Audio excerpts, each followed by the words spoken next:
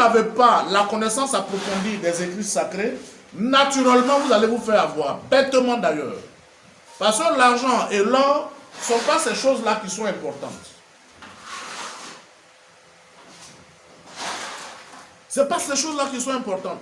Que sert-il à un homme de gagner le monde entier s'il arrivait à perdre son âme? Donc nous vous donnons ces enseignements pour que vous soyez capables de vous protéger, mais de protéger surtout vos enfants, vos petits-enfants. Sinon, les gens vont bouffer leur âme. Les gens vont bouffer leur âme. Je ne sais pas si c'est vrai ou si c'est faux. Les gens viennent de m'informer que l'unique fils de Roger Fulgence-Cassis s'est même marié légalement aux États-Unis avec un homme. Malheureusement, il vient de mourir. Il est mort de quoi, ça, je ne sais pas. Mais les gens disent qu'il s'est marié légalement avec un homme. Vous le savez? Vous avez été informé? Il est décédé. Il est décédé. Mais il était un PD, marié légalement avec Bagodois. Mais ça veut dire que si nous ne prenons garde, notre humanité est en train de disparaître. Et ce matin, j'ai eu la chance de voir une publication où Vladimir Poutine dit tant que lui sera président c'est la Russie, non? Hein? De la Russie, ça ne va jamais voir ça. Voilà. Parce que sinon l'humanité va disparaître. Mais cela cache des pouvoirs cachés. Bon, un peu de prudence, cela cache des pouvoirs. Mais à qui profite le crime de l'homosexualité? C'est ça la grande question. À qui profite l'homosexualité? À qui profite ce crime? N'oublions pas également que c'est par rapport à l'homosexualité que les différents mondes que Dieu avait créés ont été détruits. C'est la symbolique de Sodome et de Gomorrhe. C'est la symbolique de Sodome et de Gomorrhe. Qu'est-ce qui prouve que l'Égypte aussi n'a pas plongé par rapport à l'homosexualité? Nous sommes en train de parler du péché de Potiphar.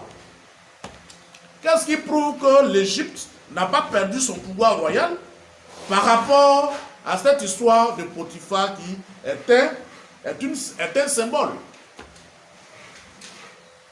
L'Afrique était réellement le continent qui dominait le monde entier. Mais est-ce que nous n'avons pas perdu ce pouvoir à cause de l'homosexualité? Ça, c'est une question que je me pose.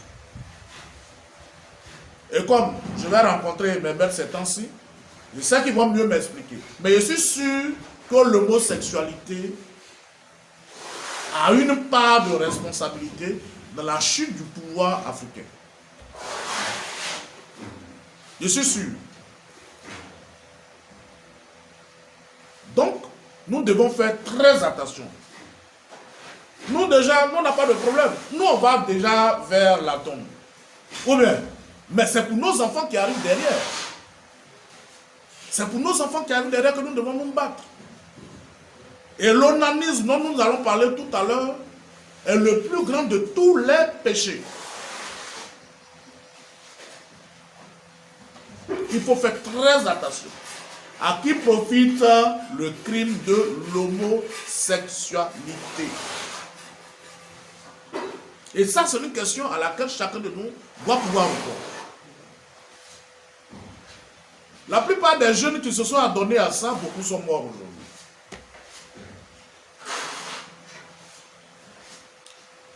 Mais ce que je sais, c'est que ces jeunes-là, à un moment donné, étant obligés de porter des couches.